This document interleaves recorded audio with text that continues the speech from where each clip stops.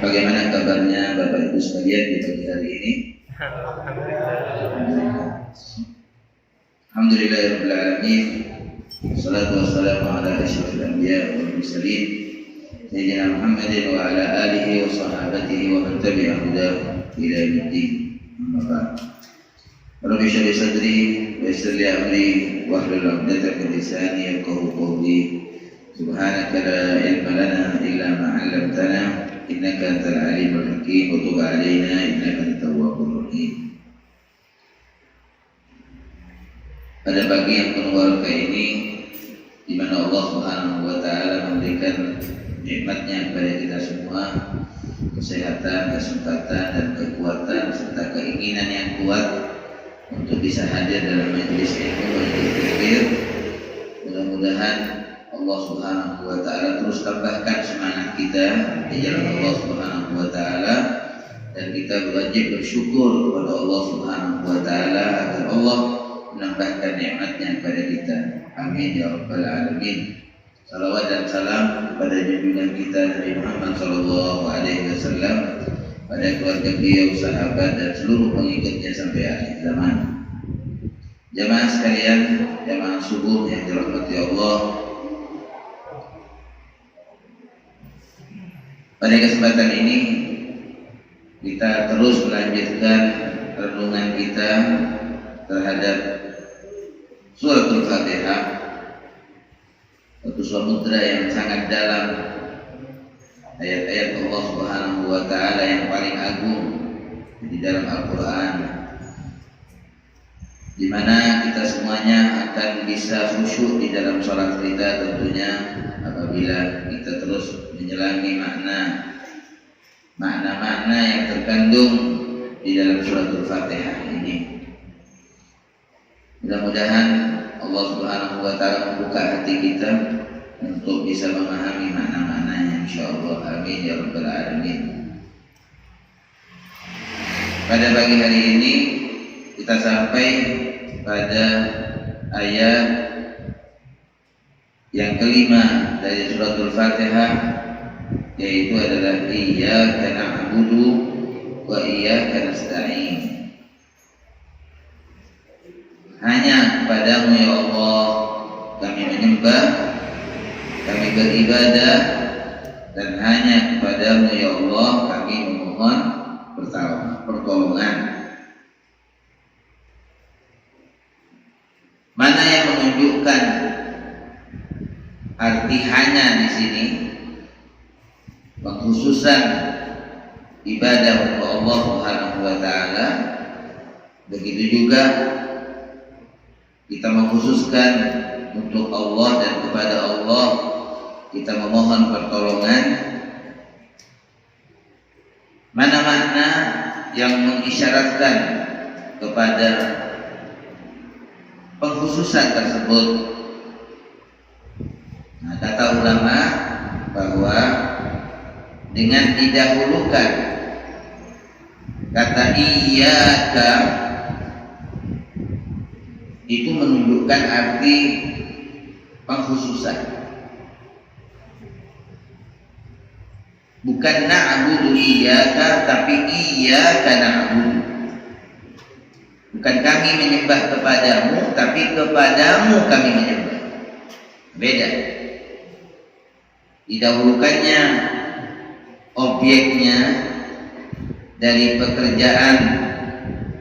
pekerjaannya itu menunjukkan makna tersendiri, yaitu pengkhususan. Kita mengkhususkan penyembahan kita hanya kepada Allah Subhanahu wa taala. Iyyaka na'budu, hanya kepadamu ya Allah kami menyembah. Ini nggak bisa ditambahkan lagi, nggak bisa, sudah titik. Tidak ada ruang lagi kemudian bisa ditambahkan, tidak. Karena sudah didahulukan objeknya. Kepadamu kami menyembah. Wa iyyaka nasta'in. Begitu juga kepadamu ya Allah, hanya kepadamu ya Allah kami memohon pertolongan. Ibadah itu asalnya maknanya adalah at-tadallul, menundukkan diri kita kepada Allah. Sehingga apa? Ketika diri kita ditundukkan, maka akan mudah semua apa yang diperintahkan oleh Allah kepada kita, itu akan mudah kita lakukan ketika diri kita ini kita tundukkan kepada Allah. Seperti misalnya suatu kata dalam ungkapan orang Arab, thariqun mu'abbad. Thariqun mu'abbad, thariq artinya jalan, mu'abbad yang ditundukkan. Thariqun mu'abbad artinya thariqun mudallal, jalan yang ditundukkan. Nah, ketika jalan itu sudah ditundukkan, berarti akan mudah dijalani jalan tersebut. Seberat apapun beban yang akan berjalan di atas jalan itu siap. Kenapa? Karena dia sudah ditundukkan. Nah, begitu juga diri kita jemaah sekalian yang dirahmati Allah.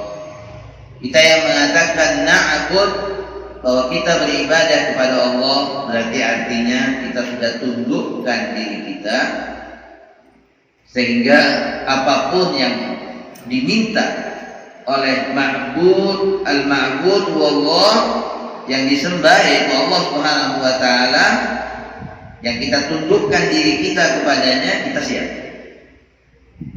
Tidak ada kata berat lagi, karena diri kita sudah kita tundukkan kepadanya. Nah, itu asal makna dari al-ibadah, asluha at-tadallul.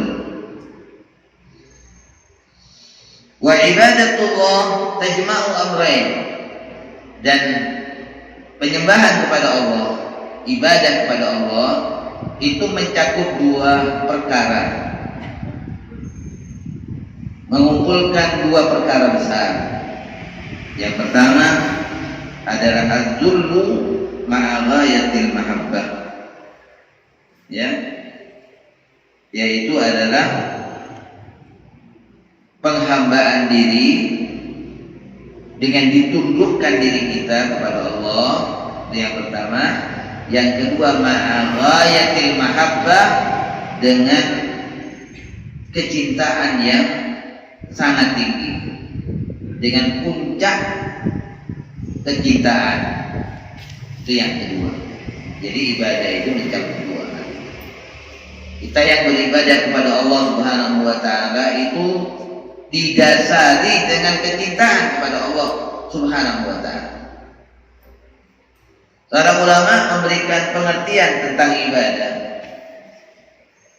Ibadah itu dikatakan ta'atun, tau'iyyatun, adalah ketaatan yang bersifat sukarela. Ta'ah tau'iyyah, ketaatan yang bersifat sukarela.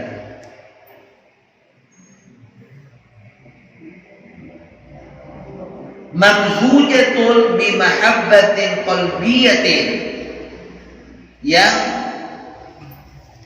penuh dengan kecintaan hati, yang dipenuhi dengan kecintaan hati.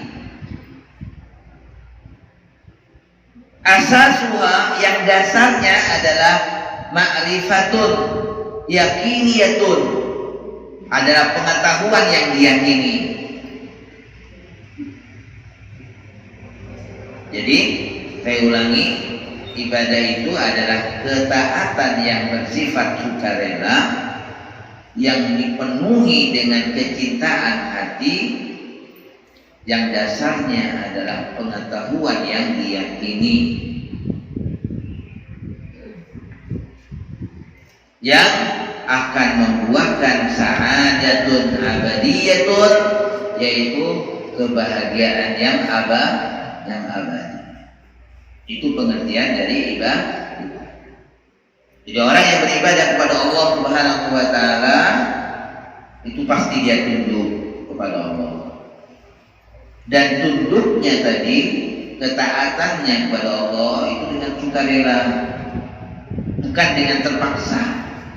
Ya, bukan dengan terpaksa. Yang dipenuhi dengan kecintaan di dalam hatinya, serta dasarnya ibadahnya itu adalah ma'rifah, yakiniyah, pengetahuan yang dia yakin, sehingga menjadi kuat. Ibadahnya kepada Allah Subhanahu wa taala itu benar-benar kuat, enggak goyah. Ya, ibadahnya kepada Allah tidak goyah lagi, benar-benar kuat. Kenapa? Karena didasari dengan pengetahuan yang diyakini. Apapun yang menimpanya, yang terjadi menimpanya, dia tetap beribadah kepada Allah. Diberi ujian oleh Allah, dia tetap beribadah kepada Allah. Kenapa? Karena ibadahnya tadi didasari dengan ma'rifah yakiniyah, dengan pengetahuan yang benar-benar diyakini. Beda dengan orang yang beribadah kepada Allah yang dikatakan oleh Allah Ta'ala, wa minan nasi man ya'budullaha ala harf. Ada orang yang beribadah kepada Allah tapi goyah, keadaannya goyah, labil. Di saat dia diuji sedikit dengan satu ujian yang menimpa dirinya atau hartanya, itu sudah bisa-bisa menyebabkan dia jauh dari Allah, nggak lagi mau beribadah kepada Allah. Nah, itu berarti dasarnya belum kuat. Dasar ibadahnya kepada Allah tidak kuat, mudah goyah. Itu makna ibadahnya, ketaatan yang sukarela, yang didasari dengan pengetahuan yang diyakini, dipenuhi dengan kecintaan hati, yang akan membuahkan kebahagiaan yang abadi.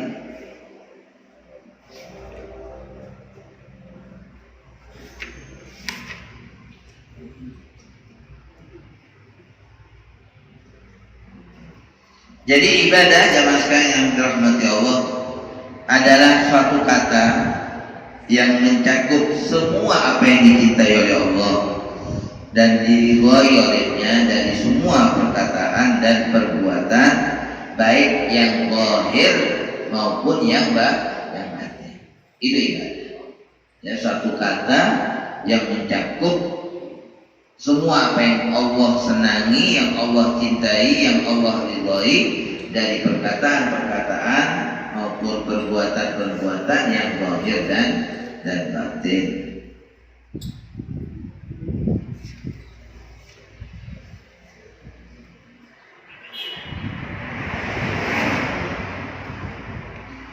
Selanjutnya al-isti'anah, memohon pertolongan. Nah, kalau al-isti'anah ini juga mencakup dua hal besar. Tadi ibadah mencakup dua hal besar, yaitu ketundukan diri dengan penuh kecintaan. Nah, sedangkan al-isti'anah itu mencakup ghayatul iftiqar ma'a ghayatit tawakkul. Yaitu adalah yang pertama adalah ghayatul iftiqar, rasa butuh diri kepada Allah yang sangat tinggi, ma'a ghayatit tawakkul, dengan tawakal yang sangat tinggi pula. Nah, itu al-isti'anah, memohon pertolongan. Jadi kita beribadah kepada Allah dengan menundukkan diri kita dengan penuh kecintaan, dan kita minta tolong pada Allah dengan menunjukkan rasa butuh kita yang sebenarnya kepada Allah dengan apa? Ma'a ghayatit tawakkul, dengan penuh rasa tawakal kepadanya. Itulah dua perkara yang dicakup oleh ibadah dan permohonan kepada Allah, meminta pertolongan kepada Allah. Jadi tidaklah permohonan kita kepada Allah, meminta tolong kepada Allah Ta'ala, kecuali ia harus benar-benar keluar dari dua perkara tadi. Jadi dua perkara itu apa? Pertama, merasa butuh, ya, merasa butuh kepada Allah. Ya ayyuhan nas antumul fuqara'u ila Allah. Wahai manusia, kalian adalah orang-orang yang butuh kepada Allah Subhanahu wa taala. Wallahu ghaniyyun hamid. Sedangkan Allah itu adalah Maha Kaya dan Maha Terpuji. Yang kedua, yaitu benar-benar tawakal kepada Allah. Jadi permohonan kita kepada Allah itu keluar dari dua hal tersebut.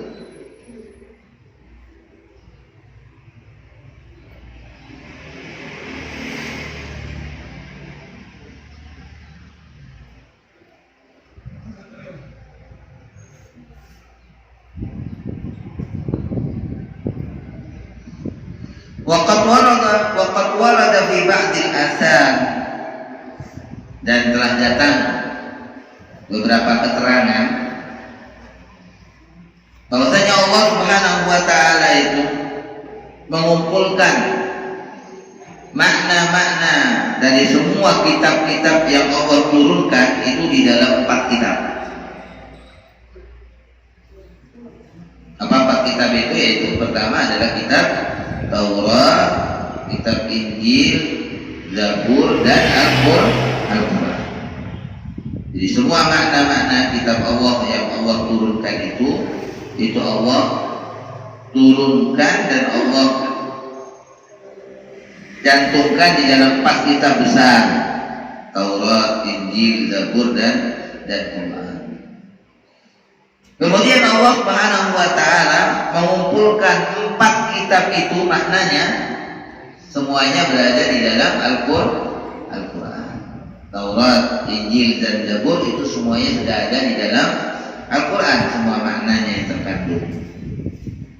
Kemudian Allah Ta'ala mengumpulkan Al-Quran itu di dalam fil mufassal min Al-Quran, yaitu di dalam surat-surat yang al-mufassal, ya, surat-surat pendek. Bukan surat-surat pendek, ya, surat-surat mufassal yang banyak pasalnya, yang banyak suratnya.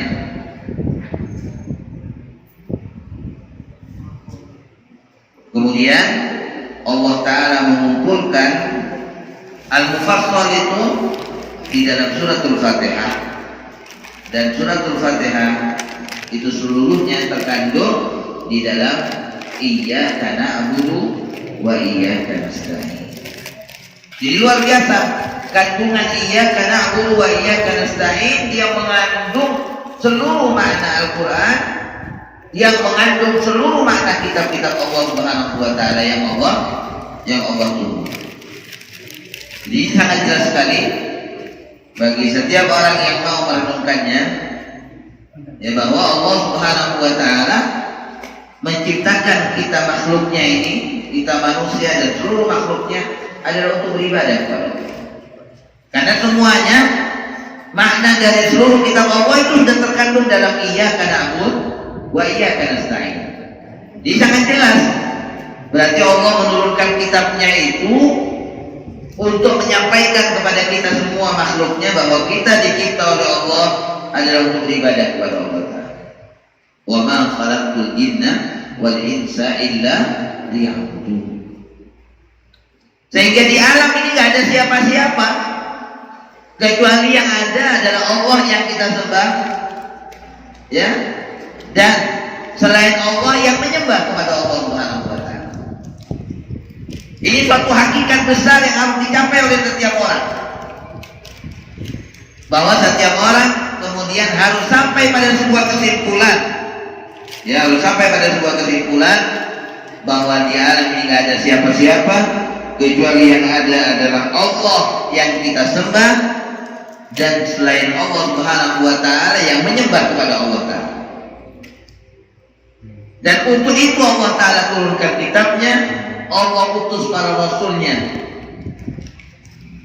untuk dua kalimat itu, yaitu adalah iyyaka na'budu wa iyyaka nasta'in. Jadi sangat jelas sekali. Dan mari kita renungkan juga kenapa. Ada beberapa hal yang perlu kita renungkan di sini.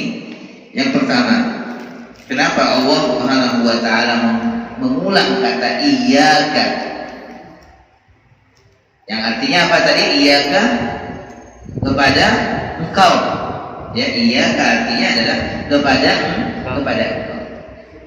Di situ diulang dua kali ya Allah. Iyyaka na'budu yang pertama, dan iyyaka nasta'in diulang dua kali oleh Allah Subhanahu wa taala. Kenapa kok tidak langsung iyyaka na'budu wa nasta'in? Kepadamu ya Allah, hanya kepadamu ya Allah kami menyembah dan kami memohon pertolongan, tapi diulang kata iyyaka na'budu wa iyyaka nasta'in.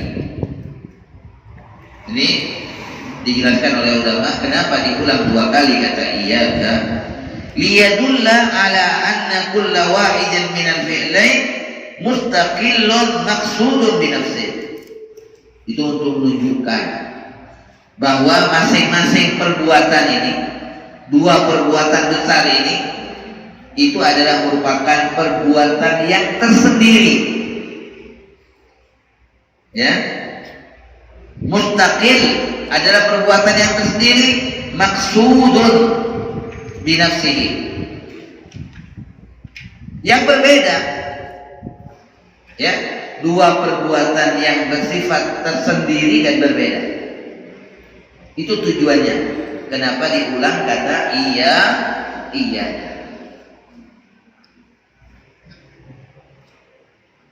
Bahwa ini adalah dua perbuatan besar. Pertama adalah beribadah, yang kedua adalah memohon pertolongan. Makanya tadi dikatakan di atas bahwa basisnya juga berbeda. Kalau ibadah basisnya itu adalah ketundukan diri kita dan dengan penuh kecintaan, sedangkan memohon pertolongan basisnya apa? Merasa butuh dengan tawakal. Basisnya berbeda. Makanya ini dua pekerjaan yang berbeda. Oleh karenanya diulang kata iyyaka nasta'in. Iyyaka na'budu wa iyyaka nasta'in.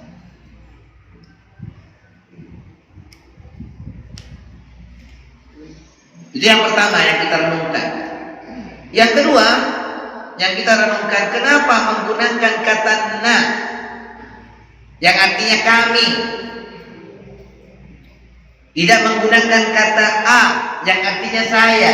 Iyyaka a'budu, kepadamu ya Allah saya menyembah, aku menyembah, dan hanya kepadamu ya Allah aku memohon pertolongan. Kenapa menggunakan kata nahnu yang artinya kami? Nah, ini yang kedua yang harus kita renungkan. Kata ulama, liyash'ura al-'abdu annahu wahidun min haula'il makhluqin alladzina yajibu 'alaihim ibadatullah. Itu untuk menunjukkan bahwasanya kita yang menyembah kepada Allah ini adalah salah satu di antara semua yang menyembah kepada Allah Ta'ala. Bahwasanya yang menyembah kepada Allah itu bukan hanya saya, bukan hanya kita, tapi ketika kita menyembah kepada Allah, saya ini adalah salah satu di antara sekian banyak yang menyembah kepada Allah Ta'ala. Ya, jadi untuk menunjukkan bahwasanya kita adalah seorang hamba di antara sekian banyak hamba yang sama-sama menyembah kepada Allah Subhanahu wa taala. Bukan hanya kita, jangan merasa bahwa yang menyembah kepada Allah hanya saya, bukan. Iyyaka na'budu, makanya menggunakan kata Nah, ya kami iyyaka na'budu. Bahkan ketika kita beribadah kepada Allah Ta'ala, itu semuanya di alam semesta ini beribadah kepada Allah.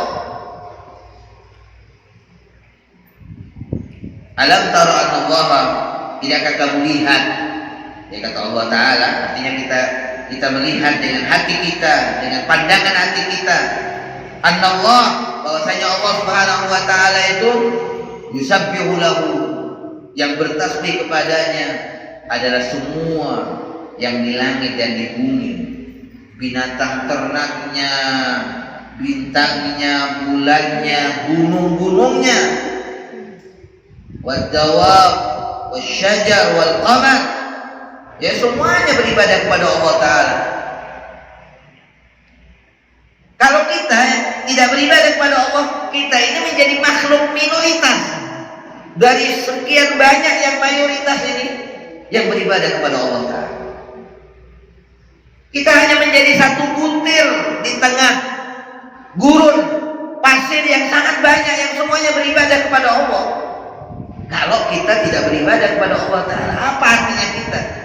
Kalau kita nggak beribadah kepada Allah, apa artinya kita? Kita hanya satu titik, atau kita hanya satu butir dari hamparan atau gurun pasir yang sangat banyak yang semuanya beribadah kepada Allah Subhanahu wa Ta'ala. Allah Ta'ala kan menjelaskan makhluknya itu minimal makhluk Allah itu terdiri dari 3 jenis. Mimma tumbitul ardu, kata Allah dalam surat Yasin, subhanalladzi khalaqal azwaja kullaha mimma tumbitul ardu wa min anfusihim wa mimma la ya'lamun. Ada 3 jenis besar ciptaan Allah Ta'ala itu. Yang pertama adalah yang keluar dari tanah. Tahukah kita berapa banyak yang keluar dari tanah? Karena apa jumlahnya saya keluar dari tanah ini? Kan banyak tumbuhan, tanaman yang Allah keluarkan dari tanah. Yang kedua, wa min anfusihim, jenis yang kedua kita manusia. Dan jenis yang ketiga Allah sebutkan apa?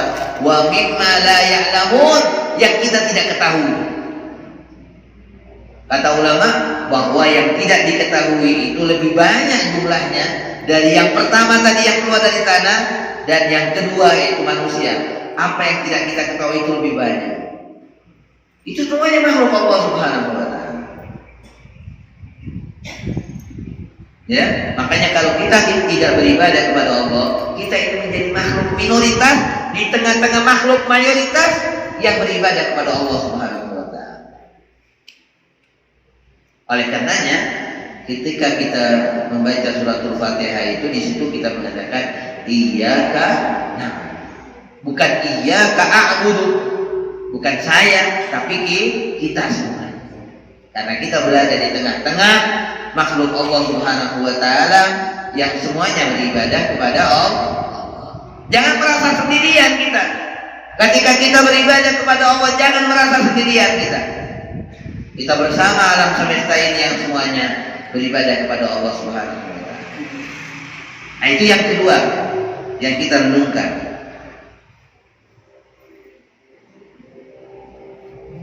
Kemudian yang ketiga, jamaah sekalian yang dirahmati Allah, yang ketiga yang kita renungkan pula, kalau dari ayat pertama tadi, dari ayat pertama, Bismillahirrahmanirrahim, dengan nama Allah yang Maha Pengasih lagi Maha Penyayang. Alhamdulillahirabbil alamin, segala puji bagi Allah Rabb sekalian alam. Ar-Rahmanir-Rahim, yang Maha Penyayang lagi Maha Pengasih. Maliki Yaumiddin, Raja di hari kemudian. Ini semuanya tidak menggunakan bentuk kata ganti yang al-mukhatab, yang diajak bicara. Belum. Sampai pada iyyaka na'budu, maka langsung menggunakan kata mukhatab, yaitu yang diajak bicara, yaitu Allah. Kita mengatakan apa? Iyyaka, kepadamu ya Allah. Jadi dari awal tadi nggak ada, ya tidak menggunakan kata mukhatab yang diajak bicara.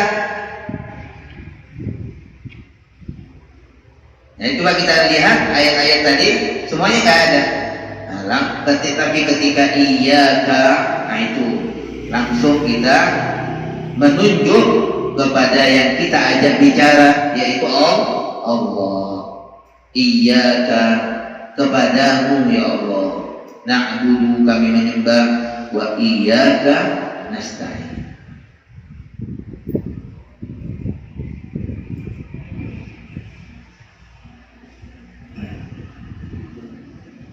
Jadi kalau di ayat pertama kita melakukan pendekatan dulu, ya sebelum kita menunjuk kepada yang kita ajak bicara yaitu Allah, kita pendekatan dulu.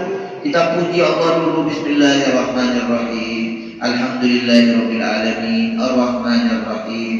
Maliki yaumiddin. Ini pendekatan diri kita kepada Allah dengan puja dan pujian kepada Allah Subhanahu wa taala.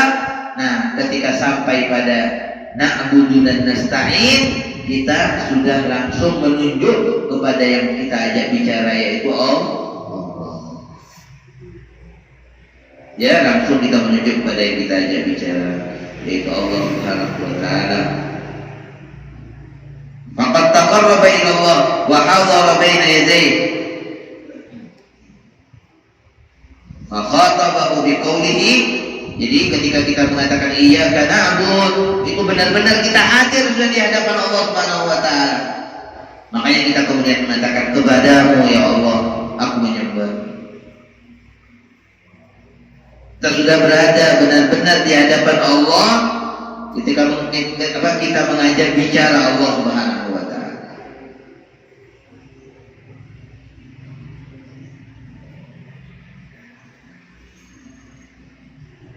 Kemudian jemaah sekalian yang dirahmati Allah Subhanahu wa taala,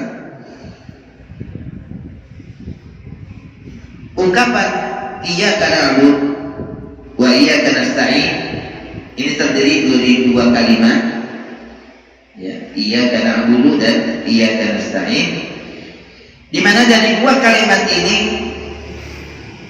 nisfuha lil abad, separuhnya adalah untuk hamba, untuk kita hambanya, wa nisfuha lirabb subhanahu, sedangkan separuhnya adalah untuk Allah Subhanahu wa taala.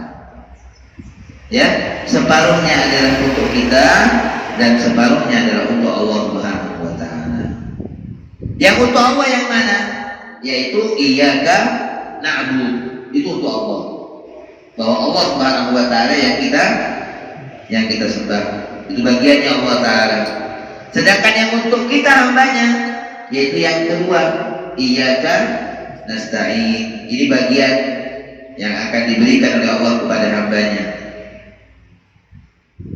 Oleh karenanya dalam hadis dikatakan ketika kita mengatakan iyyaka na'budu wa iyyaka nasta'in, Allah menjawab hadhihi baini wa baina 'abdi, ini antara aku dan antara hambaku. Ini terbagi dua ya, antara aku yaitu Allah yang disembah dan antara hambaku yang akan diberi pertolongan oleh Allah. Lalu Allah mengatakan wa li 'abdi ma sa'al, maka silahkan hambaku tadi memohon kepada Allah. Apa yang dia minta akan diberikan oleh Allah kepada hambanya.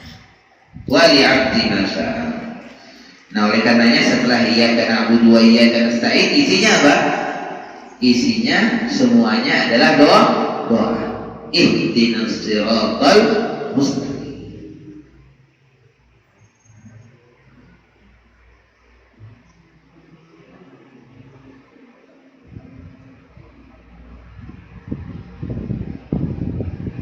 Jadi mari kita renungkan kembali ya penghambaan kita kepada Allah Subhanahu wa taala dengan dua kalimat ini, iyyaka na'budu wa iyyaka nasta'in. Ini dua kalimat besar yang harus kita renungkan bersama, dan bagaimana apa kandungan keduanya ya. Iyyaka na'bud, apa konsekuensinya ketika kita mengatakan kami beribadah kepada Allah? Apa hak-hak yang harus kita laksanakan? Konsekuensi dari dua kalimat ini, dan kemudian kita bedakan juga, kita bisa membedakan antara kalimat yang untuk Allah serta kalimat yang untuk hamba. Ibadah itu untuk Allah Subhanahu wa taala, iyyaka na'bud, dan apa yang kedua adalah kalimat yang untuk hambanya, yang Allah akan berikan kepada hambanya.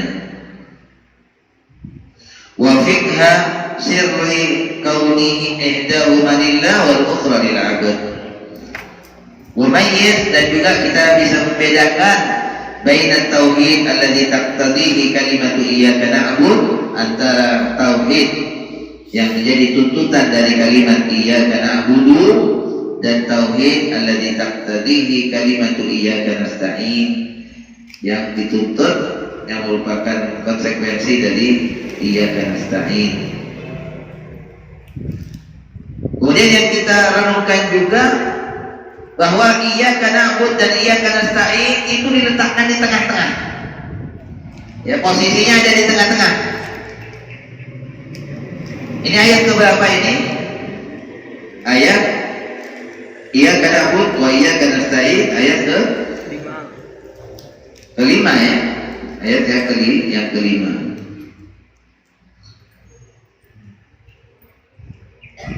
Dan tadi sudah jelaskan juga kenapa kita dahulukan iyyaka sebagai objek, yaitu Allah yang kita sembah, dari orang yang menyembah dan yang dari perbuatannya dan yang melakukannya, Allah yang kita dahulukan.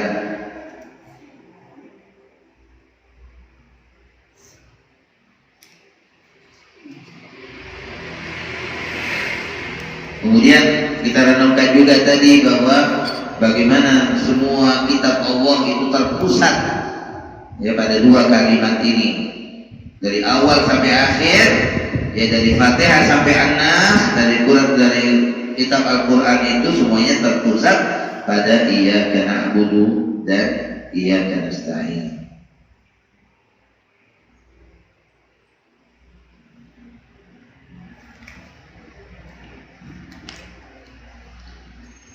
Demikian jamaah sekalian yang dirahmati Allah Subhanahu wa taala, yang bisa kita renungkan bersama ya dari dua kalimat ini, iyyaka na'budu wa iyyaka nasta'in.